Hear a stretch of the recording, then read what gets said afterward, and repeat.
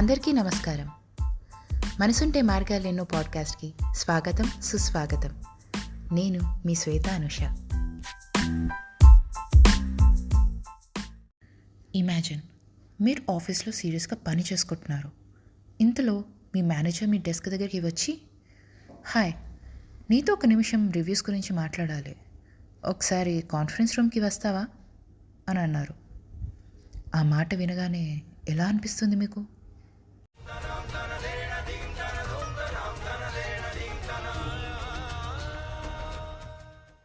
లేకపోతే మీరు ఒక స్మాల్ బిజినెస్ ఓనర్ అండ్ సడన్గా ఒక నోటిఫికేషన్ మోగింది, మీ గూగుల్లో రివ్యూ వచ్చింది అని. అప్పుడు మీ గుండె ఎంత వేగంగా కొట్టుకుంటుంది?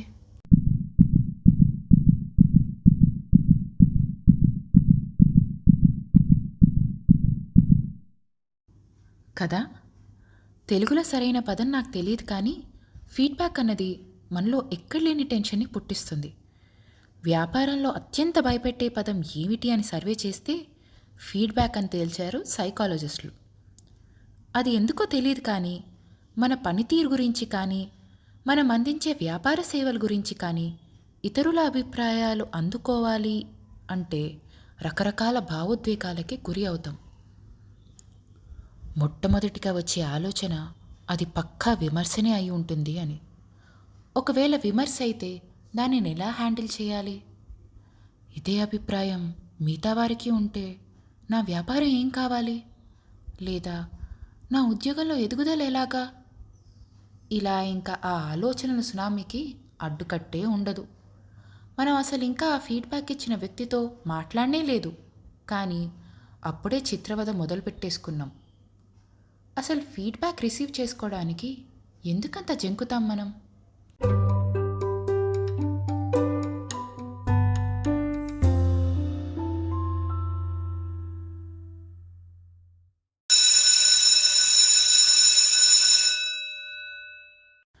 అవి మన స్కూల్ డేస్.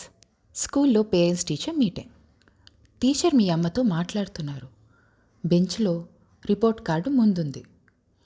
ఏ సబ్జెక్ట్స్లో వీక్ ఉన్నారో, క్లాస్ రూమ్లో మీ బిహేవియర్ ఎలా ఉందో మొత్తం ఎండగడుతోంది టీచర్. స్కూల్ నుంచి ఇంటికెళ్ళే దారిలో దారుణమైన నిశ్శబ్దం.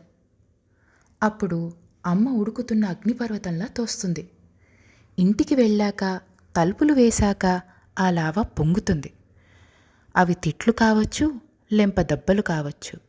మీలో వచ్చే ఎమోషన్ మాత్రం ఒకటే, బెదిరిపోవటం. అదే ప్యానిక్. మనకి అప్పుడు తెలియలేదు, కానీ ఆ రిపోర్ట్ కార్డ్ ఒక ఫార్మ్ ఆఫ్ ఫీడ్బ్యాకే. టీచర్కి మనపై ఉన్న అభిప్రాయాన్ని మన తల్లిదండ్రులకి రిపోర్ట్ కార్డ్ ద్వారా తెలుపుతున్నారు. పైన ఎగ్జాంపుల్లో నేను కొంచెం అతిగా చెప్పి ఉండొచ్చు, సారీ, మీకు అర్థం అవటానికి అలా చెప్పాల్సి వచ్చింది. కానీ ఇలాంటి అనుభవాలే మనలో భవిష్యత్తులో ప్రాబ్లమ్స్ క్రియేట్ చేస్తాయి. మన చిన్నతనంలో మన ప్రవర్తన, నడవడిక గురించి అందుకున్న కఠిన విమర్శల వల్లే ఎవరికైనా మనపైన అభిప్రాయం ఉంది అని తెలిస్తే కంగారు పడిపోతాం. అందులో ఆ వ్యక్తులు కనుక మనం ఎంతగానో గౌరవించేవారు లేదా పలుకుబడిలో ఉన్నవారు అయితే ఇంకా బాగా భయపడతాం. అందుకే అసలుకే ఫీడ్బ్యాక్ని నివారించాలి అని నిశ్చయించుకుని దానికి బదులుగా మన పనితీరుపై మనమే ఏవో అంచనాలు వేసి సరిచేసుకుంటున్నామని అనుకుంటాం. ఫీడ్బ్యాక్ గురించి మనకున్న భయాలు, తప్పుడు ఊహల వల్ల తెలియకుండానే మన నైపుణ్యాలని దుర్వినియోగపరుచుకుంటున్నాం. ముందుగా మనం గుర్తించాల్సింది, మనం అందుకున్న ఫీడ్బ్యాక్ నెగిటివ్ లేదా కఠిన రూపంలో ఉండొచ్చేమో, కానీ ఫీడ్బ్యాక్ అన్న కాన్సెప్ట్ నెగిటివ్ కాదు.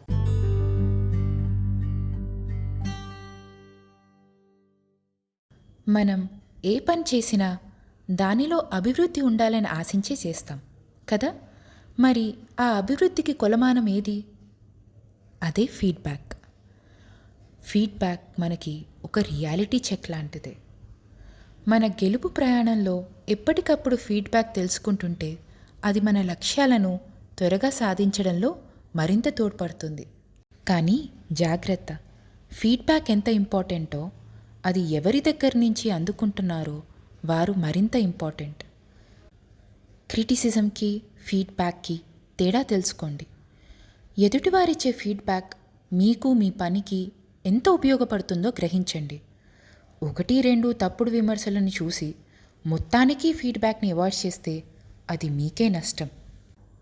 ఇంకోటి మనం గుర్తుపెట్టుకోవాల్సింది, మనకి ఫీడ్బ్యాక్ ఇచ్చేవారు మనం చేసే పనిపై వారి అభిప్రాయాన్ని పంచుకుంటున్నారే తప్ప వారికి మన పైన ఉన్న అభిప్రాయాన్ని కాదు. ఒకరికి మన పని లేదా మన ప్రోడక్ట్ నచ్చలేదు అంటే దాని అర్థం వారికి మనం నచ్చలేదు అని కాదు. ముందర మనం వేరు, మన పని వేరు అనే డిఫరెన్స్ని ఏర్పరచుకోండి. అప్పుడు వచ్చే ఫీడ్బ్యాక్ పర్సనల్గా హర్ట్ చేయదు. ఆశావాద దృక్పథం ఉంటే ఈనాటి నెగిటివ్ ఫీడ్బ్యాక్ని మనం కొంచెం కష్టం, కొంచెం తెగువతో అలవోకగా రేపు పాజిటివ్గా మార్చేయచ్చు. అభివృద్ధి అనేది ఒక నిరంతర ప్రక్రియ. అది ఎప్పుడూ పూర్తిగా నెరవేరదు.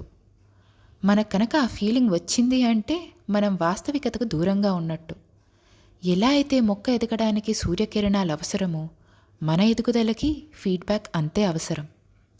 ఎండాకాలంలో సూర్యుని వలె ఒక్కోసారి అది తీవ్రంగా ఉండొచ్చు, కానీ అదే మనల్ని రేపు ఇంకొకరిని ఎండ నుంచి కాపాడే నీడనిచ్చే వృక్షంలా చేస్తుంది. ఇదంతా సరే, మరి ఫీడ్బ్యాక్ తెచ్చే ఎమోషన్స్ని ఎలా అదుపు చేసుకోవాలి అని అడగచ్చు మీరు. దానికి ఒక ఎగ్జాంపుల్ ఇస్తాను. మనలో చాలామందికి విమానం ఎక్కాలి అంటే భయం వేస్తుంది కదా. ఎన్నిసార్లు ఎక్కిన అనుభవం ఉన్నా అది మనం మొదటిసారి కాకపోయినా మళ్ళీ ఎక్కాలి అంటే అదే వణుకు. అయినా తప్పదు. అలానే మనం మన జీవిత లక్ష్యం చేరాలి అంటే ఇలాంటి ఎమోషన్స్ని అనుభవించక తప్పదు. లేదంటే వెనకే ఉండిపోతాం. భయం అన్నది మనలో పాతుకుపోయిన అంశం కాదు, దాన్ని మనం ఫిక్స్ చేసుకోవచ్చు. ఒకసారి ఆ ఫ్లైట్ జర్నీ తర్వాత మనలో వచ్చే రిలీఫ్ గుర్తు తెచ్చుకోండి. అప్పుడు ఈ నెగిటివ్ ఎమోషన్ జీవితకాలం ఎంత చిన్నదో మీకే తెలుస్తుంది.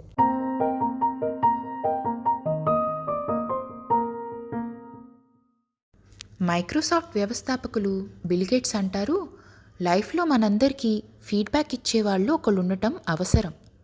అప్పుడే మనం ఇంప్రూవ్ అవ్వగలం అని. కొంచెం సాహసిస్తే ఇలాంటి ఎన్నో భయాలు మనం అధిగమించవచ్చు. ఎందుకంటే మనసుంటే మార్గాలెన్నో.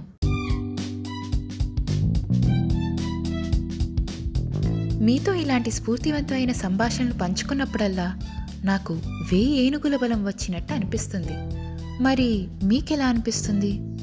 ప్లీజ్ నాతో పంచుకోరా. నా ఎదుగుదలకి మీ ఫీడ్బ్యాక్ చాలా అవసరం. ఈ పాడ్కాస్ట్ చివర ఒక చిన్న పోల్ ఉంది. ప్లీజ్ దాన్ని ఫిల్ చేసి మీ అభిప్రాయాన్ని తెలియజేయండి. మర్చిపోకండి.